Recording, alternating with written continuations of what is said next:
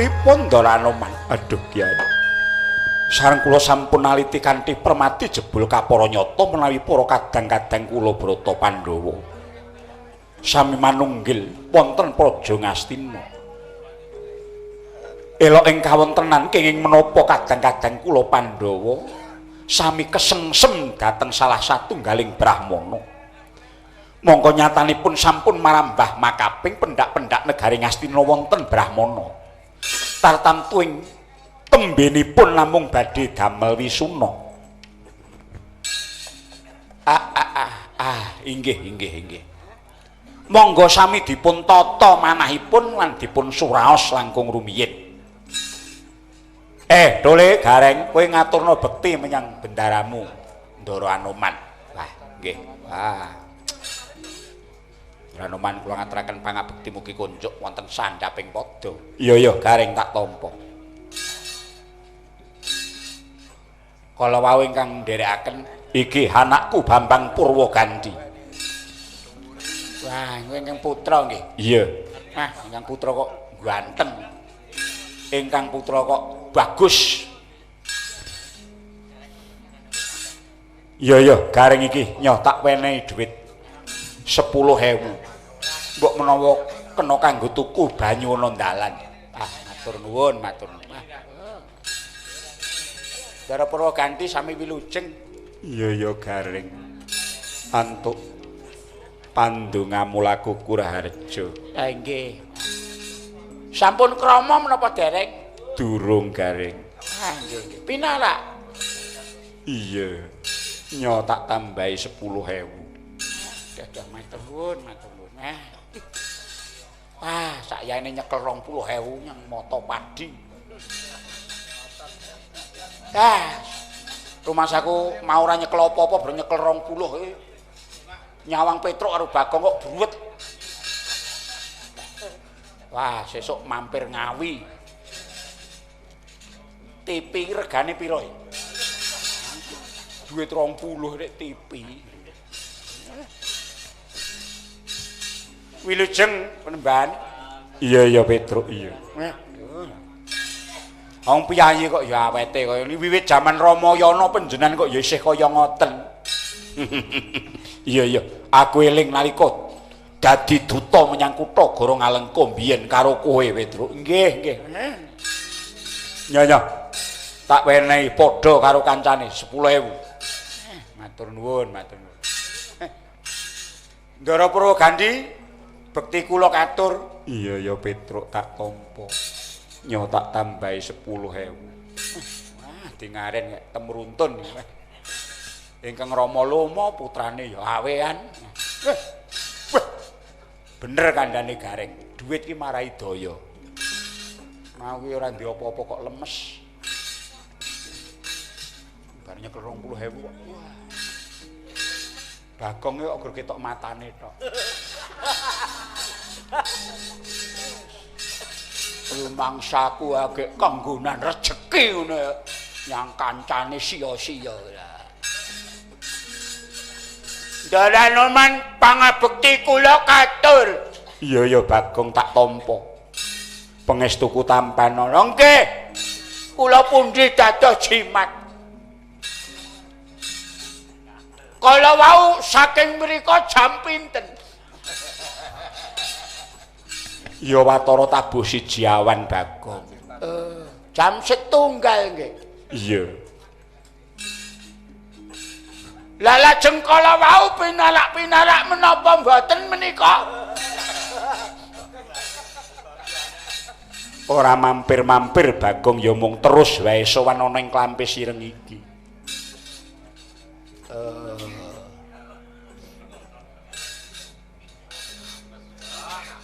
Pinarak. Ketoke le angil. Omahmu ngendi? Lah nika lho niki nek bablas ngetan prapatan ta omah dawa nika. Kae nika sekolahan.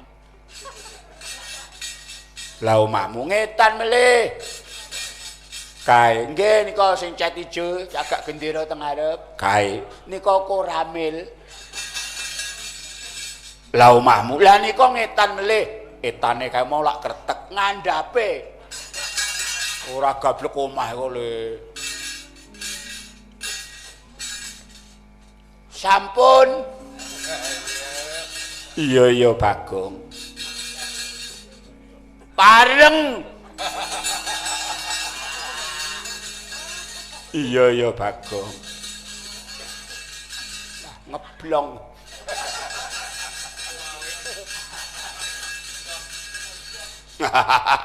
Iya nyo. Aku lali mau. Orang gagas mergo ruweting atiku lali nyo tak wenehi padha kancane 10.000. Ora urung ya diwenehi.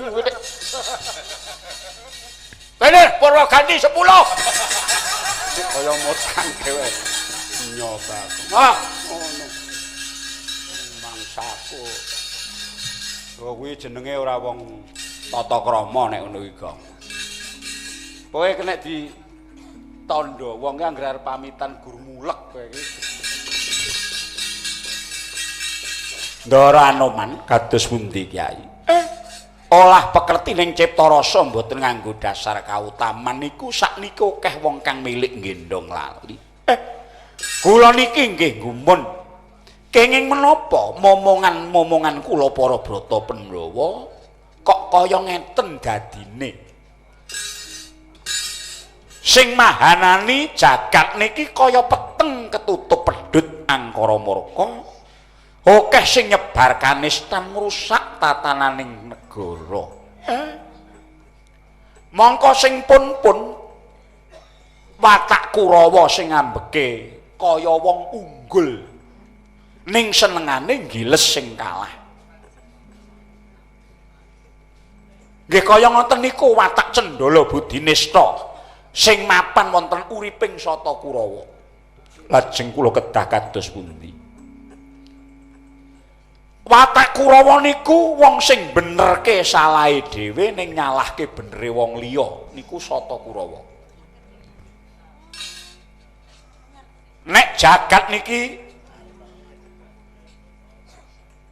urung enten tandha-tandha ngukut angkara murkane Sata Kurawa, mapane Pandhawa teng ngriku niku tesih mbebayani.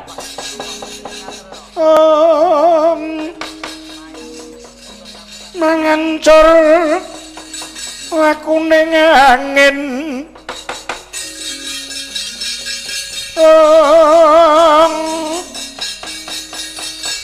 Guntur agraning arga golo-golo nita kagiri-giri orek bumi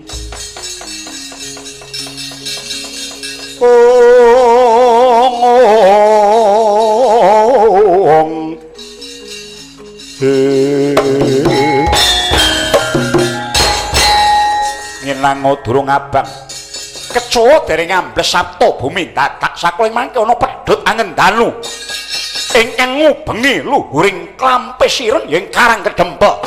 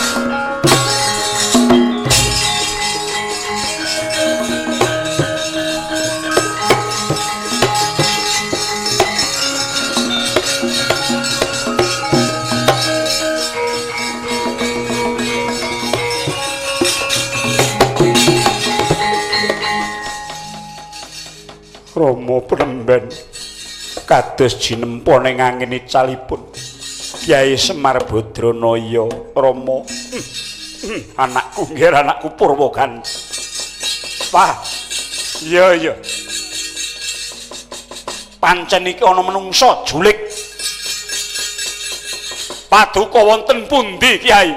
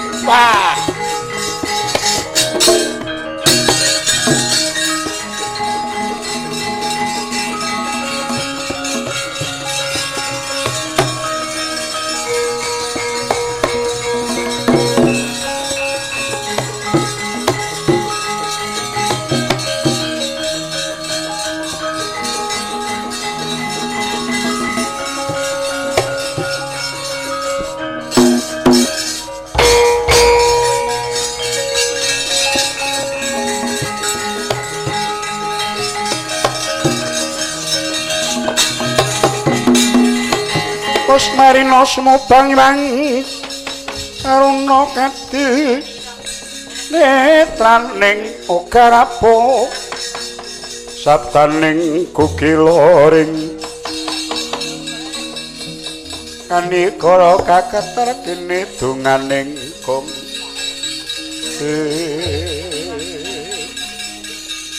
wah reca manik jatining alam kang tinuting jagat lho wah ana bocah bagus isih nom mlaku ngliling layangane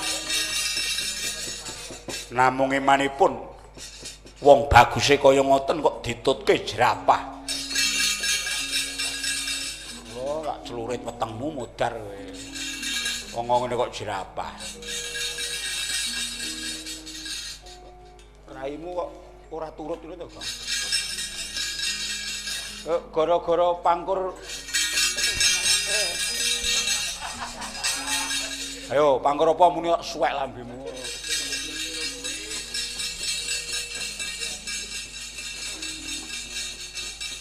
Sing bener ki gleng ora kok jem.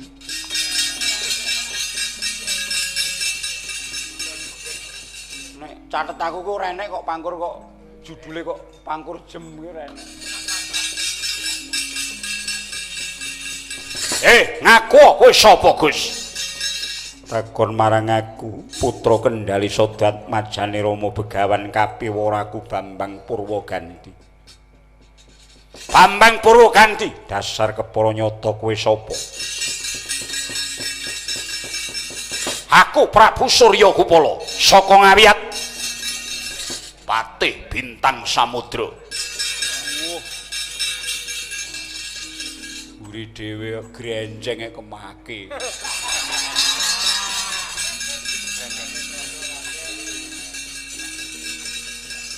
Mula dalang yo akeh sing katarak ki mergo angger mayang bloloken karo grenjeng.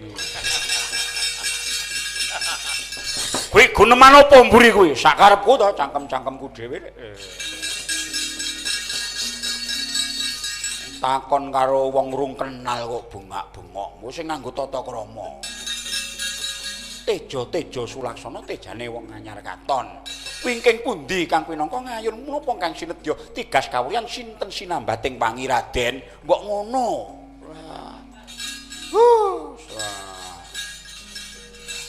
Pangkur jenggleng kok jem. Kowe iki nek ora ngeling-eling kuwi ngono ngapa? Lah timbang eling-eling apa? Nek aku ki sing tak gagaske mau ki mung perkara laler. Lalere wis lunga ora. Apa kowe punakawane? Heeh. Jenengmu Petruk Wijaya. Petruk Wijaya, Jenglong Jaya. Jenglong Jaya Runggung Jiwan. Ronggung Jiwan tong tong sot Joko Dwi Suranto arep ngopo kowe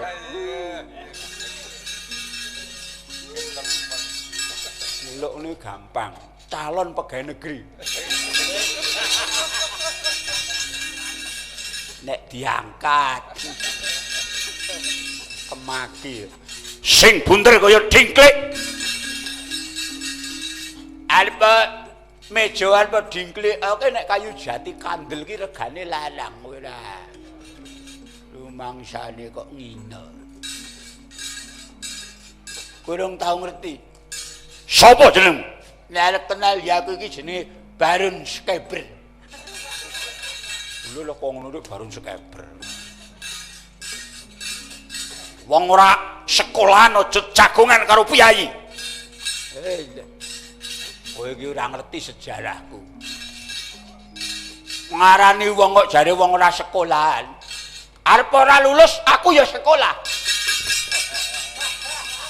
Iya rek. Wong sekolah kowe wong ora lulus Ning suarane rak banter. Banter oke nek ora lulus. Wah, nyawang pati sing mburi kae, Kang. Wah. Aku karo kapangane iki marem. Iso ndangik ngleling. Iki cara dalangno wanda. Wanda ngendi? Wanda kakangne Kesi ngono kuwi wah ngleling. Ning sumeh. Ketoke ngleling ning wonge apik. Cencangen Punakawan. Pun niku gek takoni mawon perlune napa nek kira-kira nantang nggih jotose ora usah suwe-suwe wong saiki kok direken suwe-suwe pras-pres ngono. Apa rek? Ah wong do padu dhewe-dhewe ngono kok. Negara kok padu dhewe-dhewe. Ha iya. Wong cilik ki gagas beras mundak. Apa mundak padha padu ae. Ana mung dapurmu wong cilik ya ngopo to, Kang? Mulane ku ya mengisane ngudarasa. Iki angger padune iki diterus-teruske, mesti ora nek wong nanggap wayang. Apa karepmu Prabu Surya Kupala? Kowe ngerti? Tekaku mrene mung areng goleki munyuk putih sing jenenge Kapiwara ya Begawan Anoman. Ana parigawe apa iku Sudarmaku kang ukir jiwa ragaku. Kon mrene tak bonto tangane, tak srimpung sikile, tak cemplungke karung bakal tak gopeng ewan-ewan. Nyata laruta sangking yudha sang guru kula kentang mutusa sang Sri Panuks maning jajalanat bisa gepok singgulku sikane wong tuaku yen wis bisa nglangkahi batanging Purwagantha. Wah, parat gedemu cilik dhuwurmu cendhek lena pangendhamu ing kene markane patimu.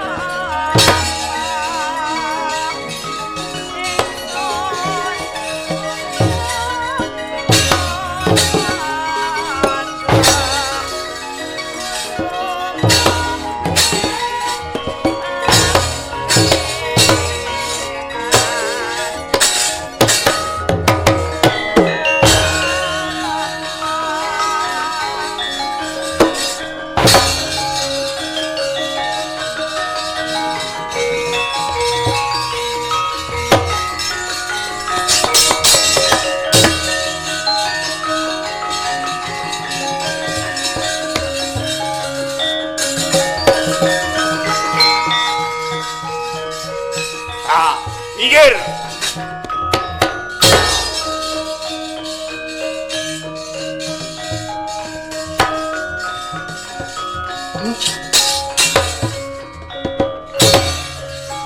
Wah.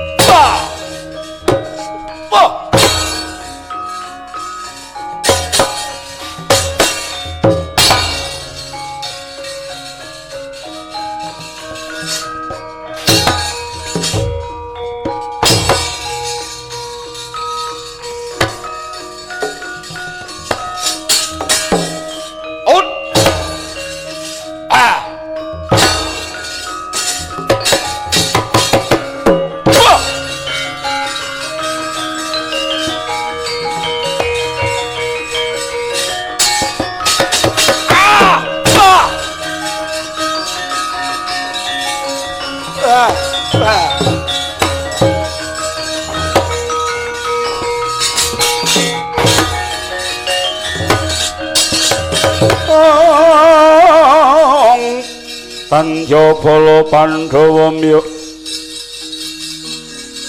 gumulung mangung siring sata Kurawa gambak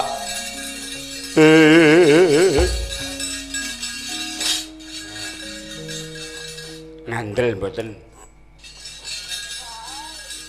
anggeripun yah keten yo walang sangite ngen moto ngene perih-perih pripun ngeten nek priye walang sangit kula gila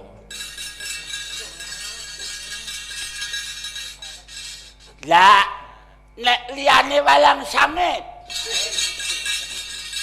kowe rasah muni kok kono iki aku tak methuki karo Den Baguse enek ratu rek le kemaki goreng ngentas sing seblak sampur cek ndunceng ngopo rek kemaki ne Rajama kok karo kendang dipas-paske kaya ngerti-ngerti tabuhan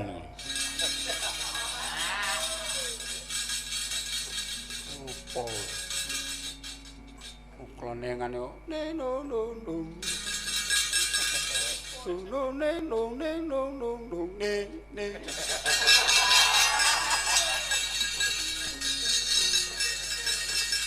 kowe iki omong apa sak karepe sampeyan niku mboten badhe mimpang kalih nika turune Rewanda Seta ha kae mau nika naminipun Bambang Purwogandhi niku putrane Ndara Anoman Anoman kuwi munyuk mokal duwe anak-anak bagus lho Giri Lusi janma tan kena kinira sampeyan pun nyepelekke anek kula lowong kethek sing abudi luhur kaya menungsa tinimbang menungsa sing mung kaya kewan pilih pundi ajeng Rewanda golonganing kewan nika kewan tedhak turuning dewa nika ampun main-main kalih nika apa kaya anake tenan niku putrane seksine kula mboke apa ya kethek senes nika ibuke niku putrane Begawan Purwapada asmanipun Dewi Purwanti nika terus peputra Bambang Purwogandhi ngeten wah aku ora ngandel ana munyuk kok anake menungsa lumrah bagus lho sampean mending ngina to sampean nek kula jak mampir teng omah kula sampean roh anak kula oh nek ora gumoh tak roh wonge rupamu kaya sontrek anakmu apa ya bagus lho niku sampean mboten ngerti kok anak kula niku sing saya sing sik cilik niku to sik balita niku to angger bocah lanang bar didusi mboke terus glethakke nang amben wong ambene wong desa ya mung galar. Terus sikile kak kademen ditinggal njupuk anduk. Jejaki dubrak. Ya mboke teko karo, "Ih, anakku, bagus e. Ngono kuwi. Ngantek kula ora trima kok bendina kok sing dilem kok mesti ora anake angger baratus isih utuh mlujut. Sikile jejaki galar dobrak. Aku ya ora trima. Baratus ngono aku ya terus mlumah ning amben. Jejaki galar. Dobrak aku ngenteni bojoku mbok ndang liwat iki. Karo bojoku liwat tenan karo wong edan. Nah, sampean mboten ngerti anak kula. Bagus. Ning kae mau Bambang Purwoganti anake Begawan Anoman. Kae mbiyen kethek kondang jaman Pancawati, mungsuh Ngalengka Diraja. Nggih, sing kondang mboten riyen sakniku mung sing kondang. Sakniki mun rada tuwa ning nggih mung riyen nggih mung kondang ning tanggapane kathah sakniki. Nggih, menungsane kon mrene anggepe apa? Bisa ngurak-arik barisaku. Oh, nggih riyen. Nek ajeng mungsuh kalih nika ditata dhisik. Nek kira wani aja wedi-wedi, nek wedi ampun wani-wani. Nek sangune cumpen ampun nantangi wong. Mulih mawon. Sampeyan nak ngepit to? Titihane ratu kreta no. Kreta nek ora duwe jarane nek. Pun wani tenan. Nantang niku aku amuk Suramrata, Jayamrata, imbang mangsa padha gerbuten aku. Iki wong sekti tanpa aji teko, wana tanpa meguru. Gendhitayat nimang kadangul dewa. Ah ngoten. Gendhitayat nimang ki apa? Lah wong boblok ora. Oyot nimang niku trubusane oyot ringin sing metu saka ngisor. Oyot nimang nek nggo sabuk. Nek wong biyen kena nggo jimat nggo plipe ngono. Dane nek sabuk kaya ngoten niku dadi sekti wong biyen niku ora kok anggere omong ora ngerti tegese. Nah, nek pun wani ampun wedi-wedi, wani tenan mboten. Wani dek apa? Nah, nggih. Kula sampe kiri. Petruk ki wayang kok sampe. Gus, apa Pedro? Nika ditantang kalih. Nika ratune nika. Aku ya ora wedi. Wau patihe sampean menang, ning niki ratune. Ratune aku ya ora mundur. Bagus tenan. Wani tenan? Wani. Mriko nggih wantun. Jenengan wantun pinten? Kaya wong nyang-nyangan apa? Ora sakemake ayo kon rene. Aku glendase. Alah ora nek menang. Iki kemlindya kaya ngapa ki ora menang. Musuh aku. Wah. Rampal untumu kok. Geret ini. Wah culek matamu. Apa rumangsane nek wis ngene iki ora menangan lho. Wah. Geret ini. Wah, kancingan kowe. Hei. Sabarlah. Kowe ora bakal iso mateni Purwoganti. Lho, kok ora iso mateni? Lah kae iki ambak ketok perang ngamuk kaya ngono kae, wonge kae wis ora duwe nyawa. Ora duwe nyawa kok iso perang? Lho wong sekti kok. Lah mula kae kowe arep ngalahke kae kangelan mergo kae mung karek raga tok, nyawane wis dititipke wong. Dititipke sapa? Kancane. Sapa sing dititipi? Dapurmu.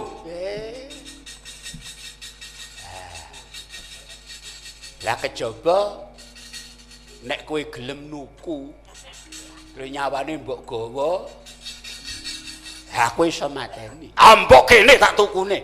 Bani pira? 5 juta? Iya, aja meneh. 5 juta.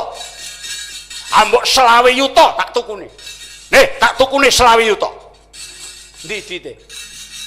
Iki 20 yuta. Aku nek ora 5 yuta ora.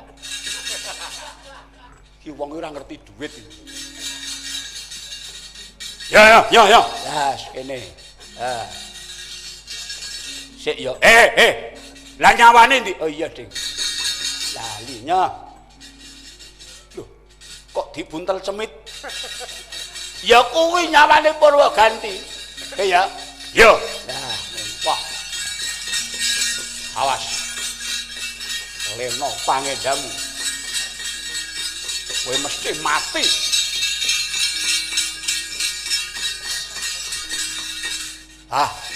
Iki. Yuk, wong kaya ngene. Wah, abak. Wah, wenter. Keparat kowe ngapusi. Wenter rego 1000 payu 5 juta. Apa iya? Ya kandhani sing niku lah kowe ratune bomo kowe. Lah mongko aku duwe 3 ki. Lah dolen kuwi kok payu 15 juta.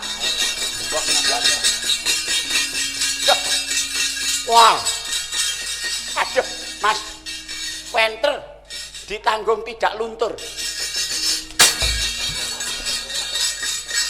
Anggepe opo? Ratu kok diapusi. Jangan. Purwaganti majuk kokop getihmu.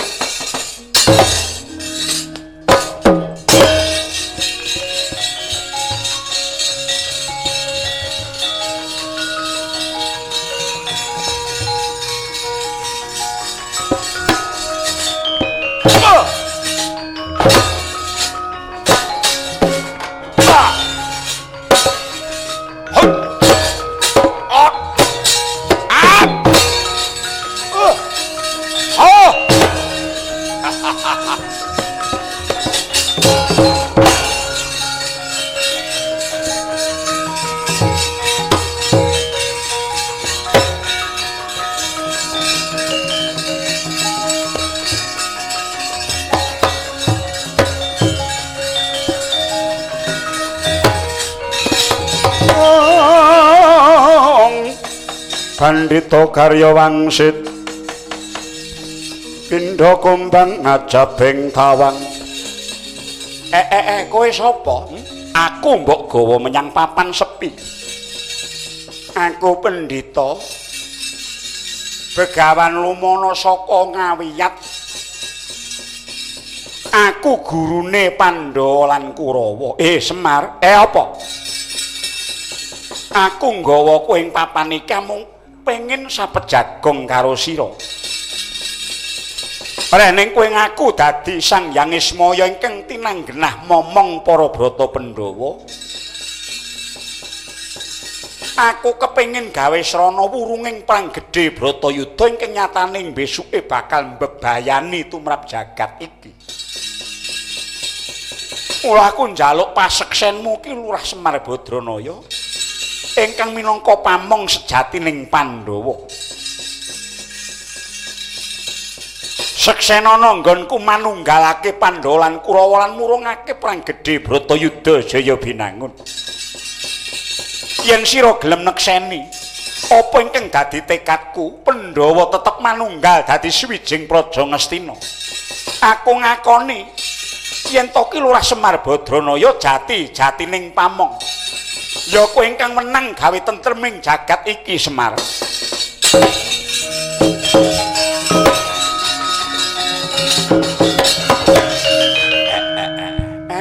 Lah kok ngono?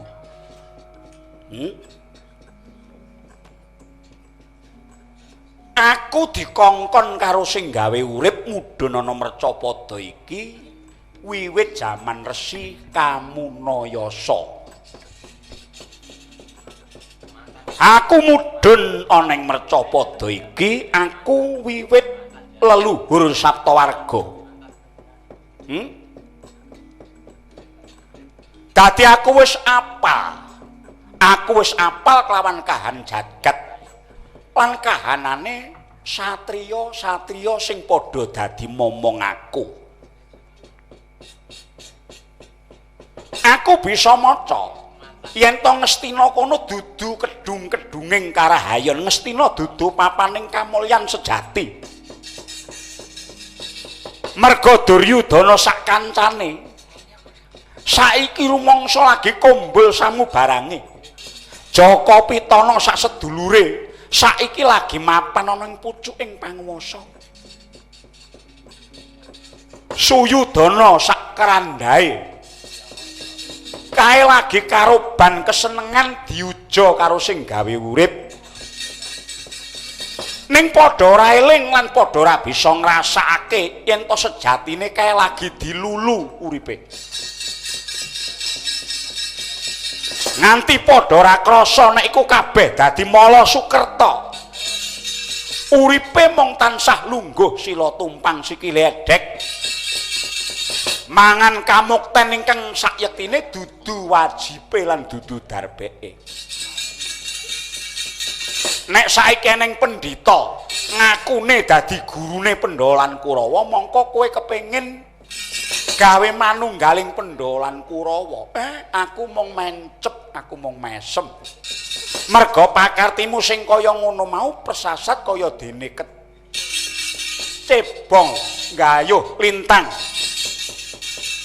Ketebang rangsang gunung kaya cecak nguntalo tangeh kelakone merga jangkaning kodrati nulis angkara murka ingkang wis dumadi sinandhang dening Sata Kurawa kuwi kudu ilang saka lumahing Bantala nanging kudu bareng kelawan Kang Anyandang ya kuwi Sata Kurawa kudu ilang saka lumahing bumi.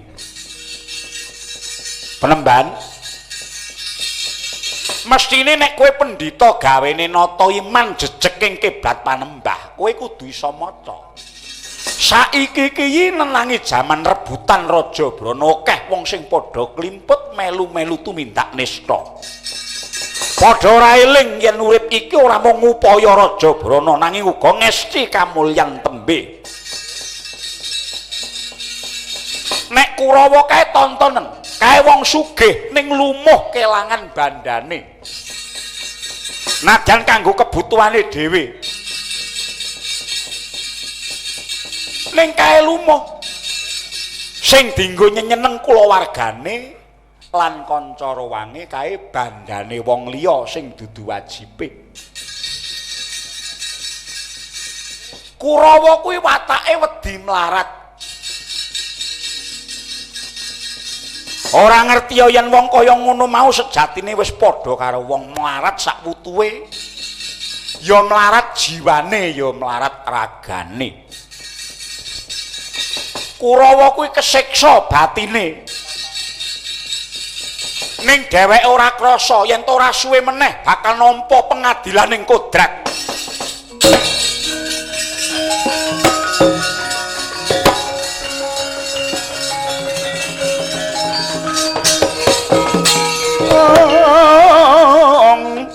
Tontang mening samudra nglangut tanpa pagut. Oh ilahe ngawikna Mas. Wah, aku tetarenan karo kowe supaya bisa tentrem Pandhawa Kurawa. Nanging jebul malah kowe ingkang dadi pepalang gunane apa singkirke wis Mas.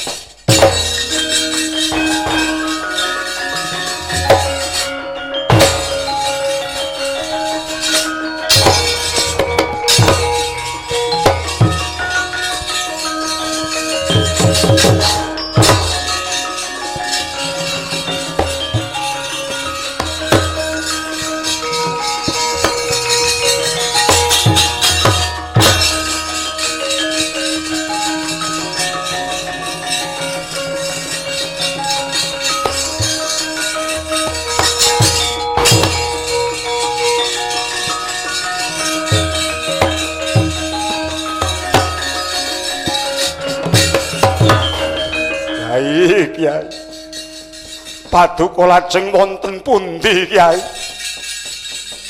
ngantos medal saking jawining jagat menika kula tetep badhe nderek Paduka Kyai Semar.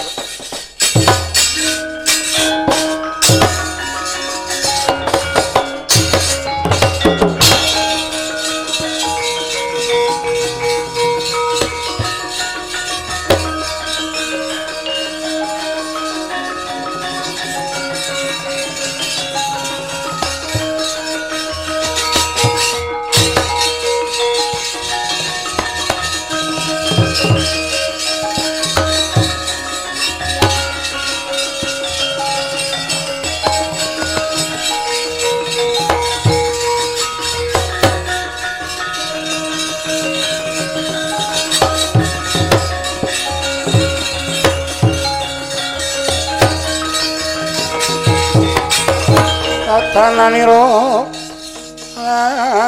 ayu kumel kucemrah maratani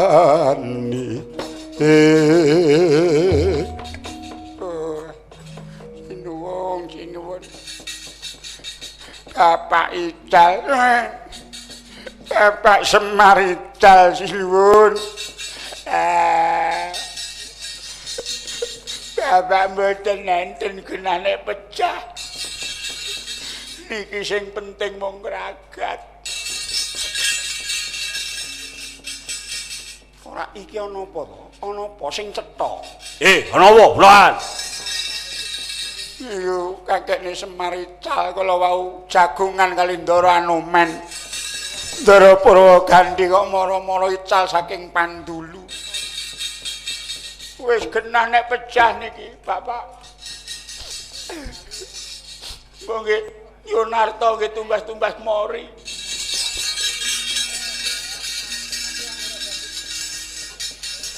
bapakmu ilang nggih Ical lah kira-kira menyang endi kirangan kula mboten ngerti wong kaya jinempana ngangin wah ora pati nduga mono saka pangrasaku iki mesti gaweane pendhita tandurane Kurawa Yayi Prabu Lilanana pun kaget mangke rumiyin Koko Prabu kedah ngrakit kesabaran langkung rumiyin wis gatel tanganku mulai Prabu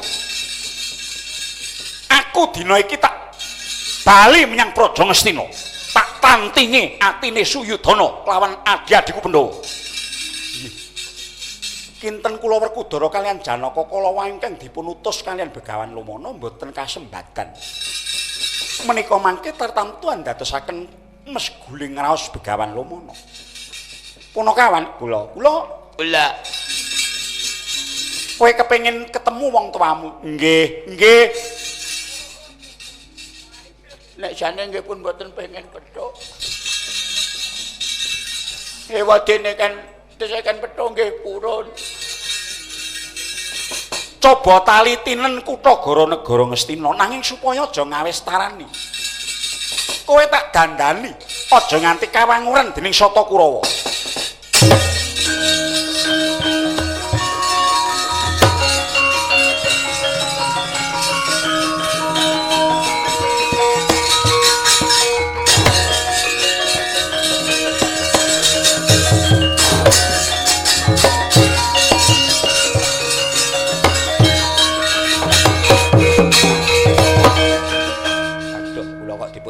mekaten kula dipun dadosaken gagah ngaten sinuwun wah wis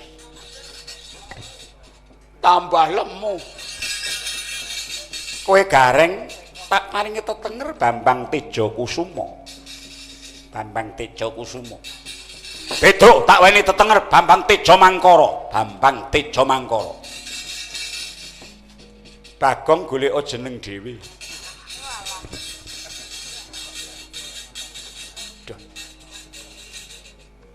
Bambang Gentolet. Mogong. Wis Bambang Tayit weh. Mangkat to nyang Astina.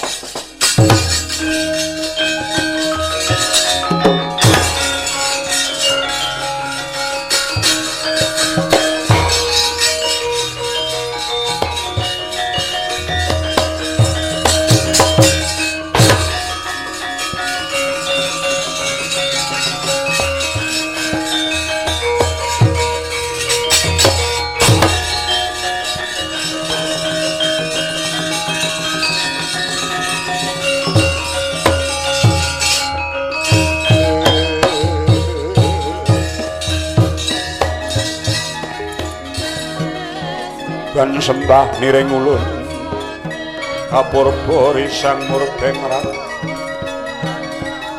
sahanan ingkang ngondarandir bawana wastane kawis tingale dindak cahya tumlawung nggaru tetarungan miwah pulunggana kilat sisiring langit nanging swasana edum labet ing kono dadya sasana punjering kabagyan jati kang mangkula rajeneng Moka ingkang saged dedunung ing ngriku muhung titah ingkang mus gedhe tapa bratane miwah titah ingkang mus kuwawa maneges mring karsaning Hyang kang amurwa jagat. Sinten ta ingkang minggah mungguh ing singangsana adi inggih Sang Hyang Padawenang mesembing wardaya dupi mulat pratanira Sang Senggonaya Sang Maruti dadya mangkono sinambra mengulat madu dadya mangkono pangandikane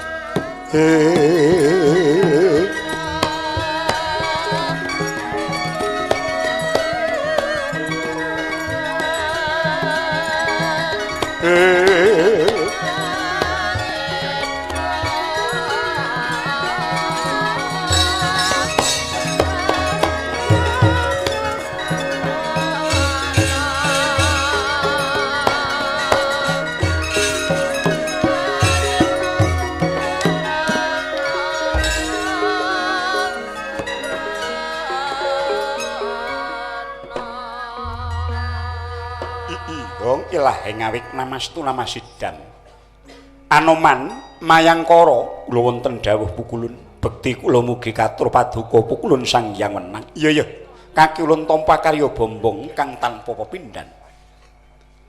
Ulun wis sumurup mungguh apa ta ingkang dadya kodheng ing atinira Begawan Mayangkara nyatane sira munggah ana ing awang-awang kumitir.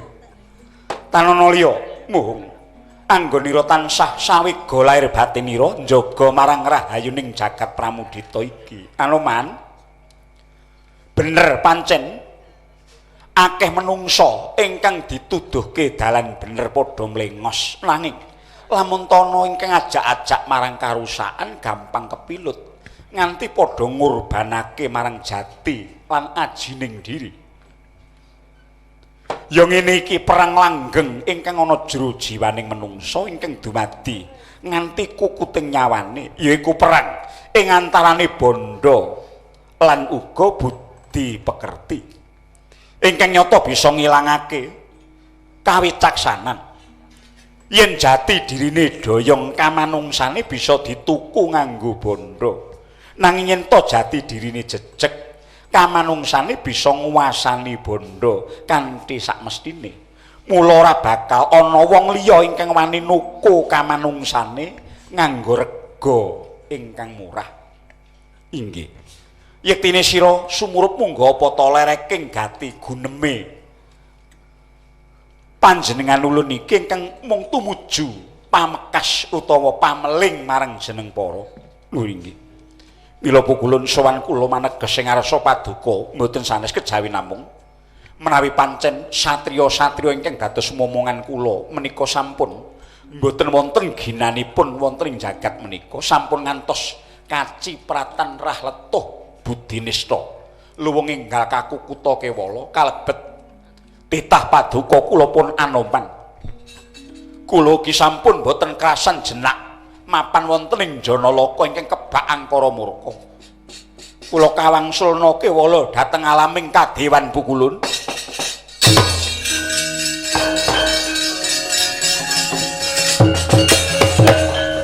Anoman sira nggege mangsa kurang prayoga. Lajeng kepareng paduka. Besok yektine lamun to durung ana jaman ingkang kedunungan negara ingkang sinebut negara Kadiri ingkang pinarentah dening suwijining ratu wicaksana ingkang dadi titising Bathara Wisnu. Yektine sira durung bisa mulih mula-mulanira. Lajeng menika menapa maksih tedhak turasing Pandhawa isih tedhak turuning Pandhawa nanging isih pirang-pirang turunan. Mula kang saka iku Mayangkara sira bali marang Mercapada tak kanteni sawab ulun. Wujuding cahya katentreman manunggal marang jeneng para padhangna jagat iki.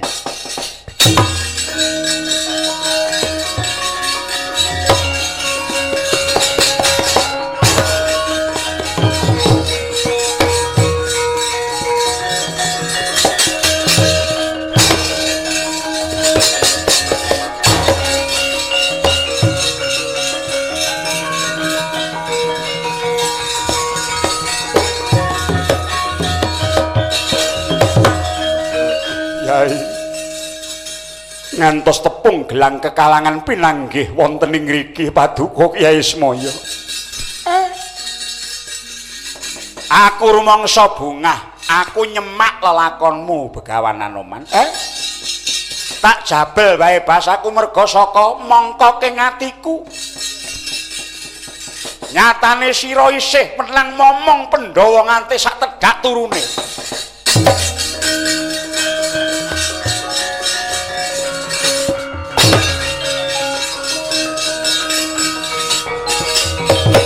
Karsa madangi jagat duk mungupane sapucak ing wukir marbabak bang sumirat kena soroting surya mega lan gunung-gunung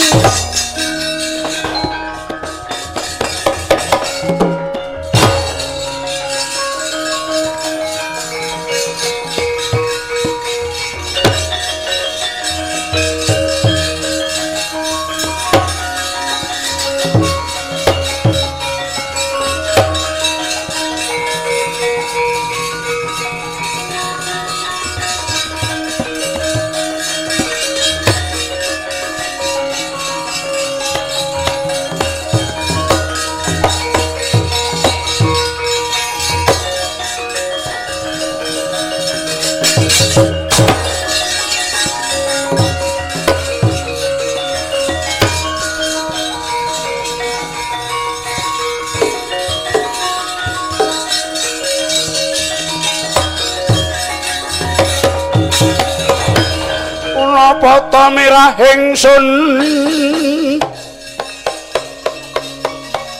prihatin was pogong mijil tuku tanpa karya sengkang rinemekan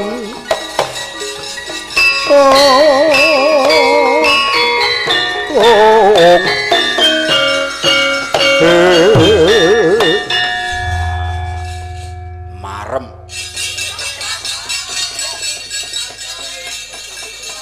raos sing manah kula marem Penemban. Iya rawe pun bapa bali menyang Astina nampa pakurmatan abdi pradangga kraton Astina.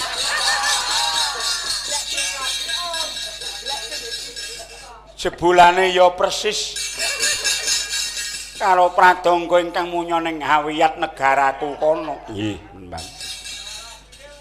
Mula aku rene ora nggawa merga aku wis percaya. Ngastina mesti undraning wong peng-pengan. Nggih. Jaka Pitana kula, Puntadewa kula wonten dawuh. Werkudara apa? Nek ngene iki kok pilah.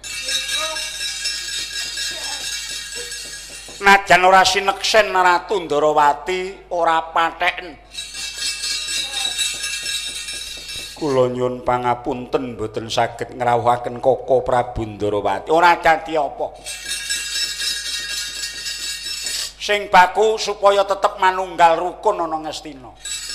Tah, apa to ingkang njalari ora rukun merga padha rebutan bumi Ngastina. Ora susah kowe nyelaki batinmu. Mula prayoga bumi Ngastina bakal tak paro sigar semangka ingkang separo kanggo Kurawa ingkang separo kanggo Pandhawa. Piye Jaka Pitana? Puntadewa bisa nampa karepipun bapa apa ora?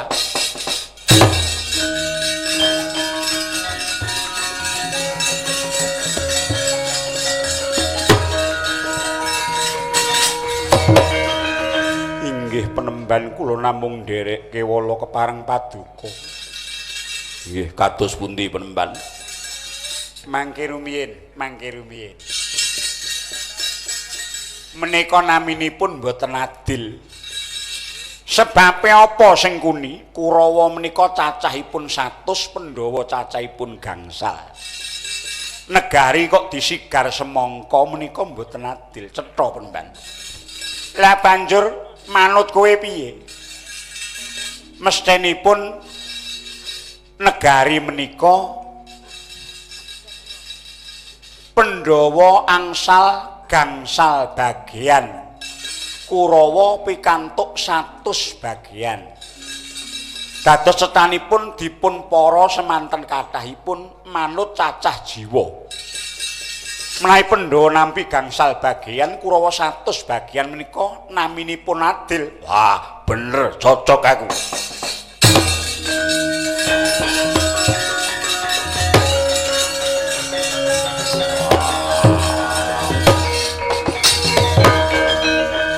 Widum-duman cara ngendi? Ing atase wis padha disekseni disigar semangka. Bar Kakang wis nampa separo. Kena ngapa diprail-prail meneh? Pandhawa mung kudu nampa 5 bagian. Kurawa nampa 100 bagian. Wah, Duryudana kowe ngiyani bapa Pamanuploso Jenar. Ratu ra duwe adeg-adeg, lambene mencla-mencle. Ayo mulih.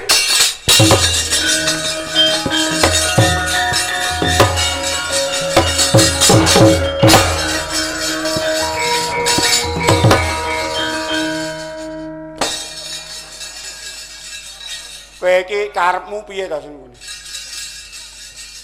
Lah wong iki cara-carane mung kari ngemplok. Kowe iki ora ngerti karepku. Wong slakah kok wiwin biyen tekan saiki ngatasé kowe iki ora duwe hak wewenang tumrap Bumi Ngastina. Diwenehi separo kok ora trima, nganti kagol kok gelatine Bimasena kabeh dijak mulih. Iki mengko arep lelakon apa iki sing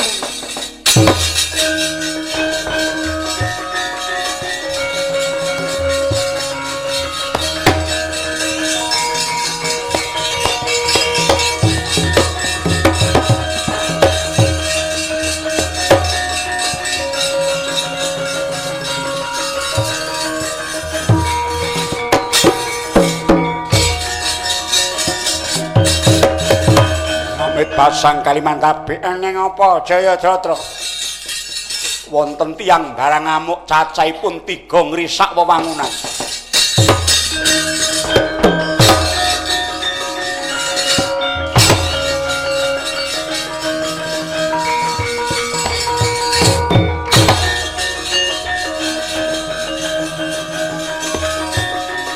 Amuk. Ya.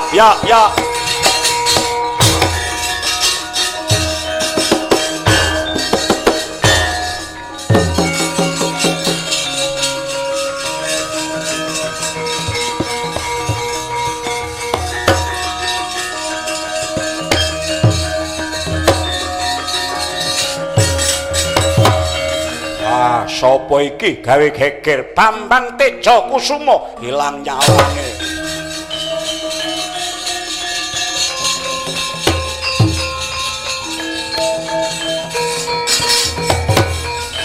Sapa gawe geger pelok ora slendro ora?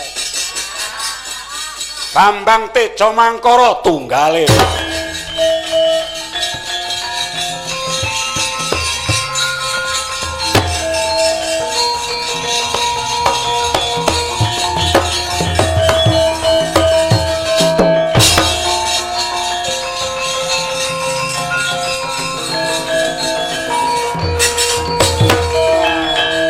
Anggepe apa pasar-pasar diobongi.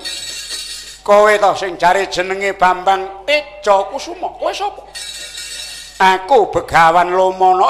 Lomono.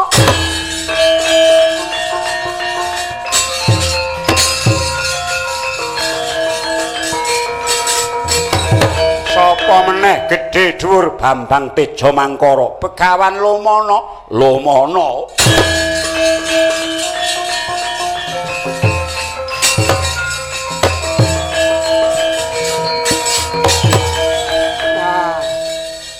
Iki malah saya gedhe. Kowe sapa? Bambang. Jenengku Bambang. Kowe sapa? Begawan Lomono. Wae, Lomono.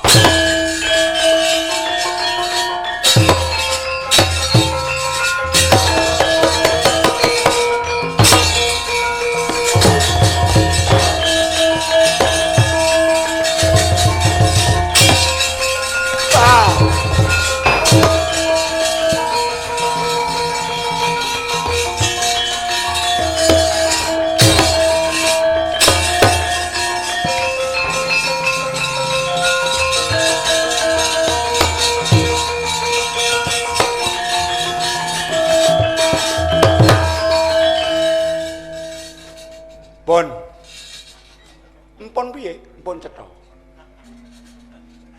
Cetha piye? Cetha nek pundha kesel. Sapa nggih Gareng kali Bagong niku? Lah Gareng ngendi? Empun tekan Ngawi. Pun minggat Gareng. Ora mestina napa pun cetha. Pendhitane niku pancen peng-pengan. Nyingkira.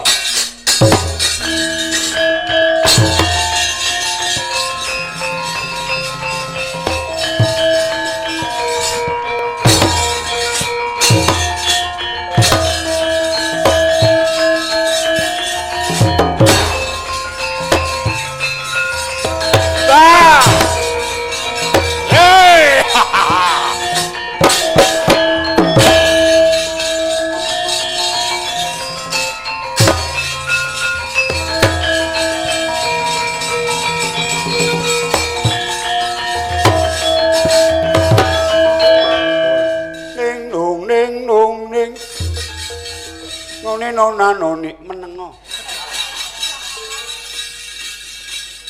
Sapa kae pun ketaman senjata cakra pendhita ilang. Niku enten nika le. Sapa ta ya? Nika iki ababmu ki ora enak. Godhoyenmu. Sok maneh dasa muka mbiyen. Nggih. Anoman gorene. Suwe-suwe men. Kowe iki ngopo? Ampun wong kok kono rono Dik. Momongamu.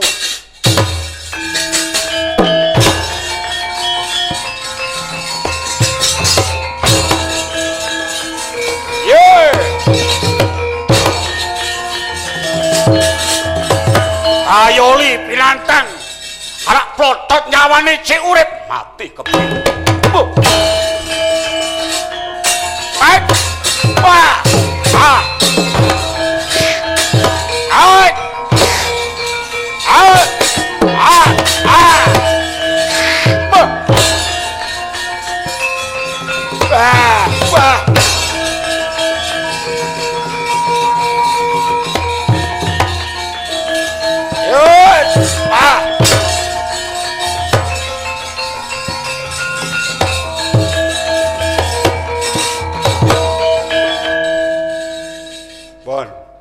Nampak-nampake.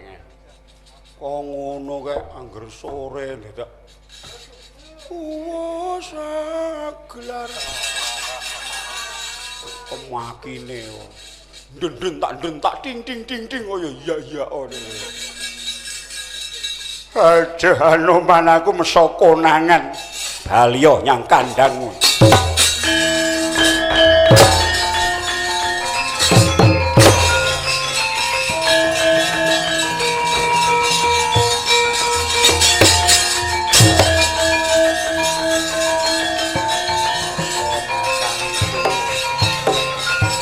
Keponakanku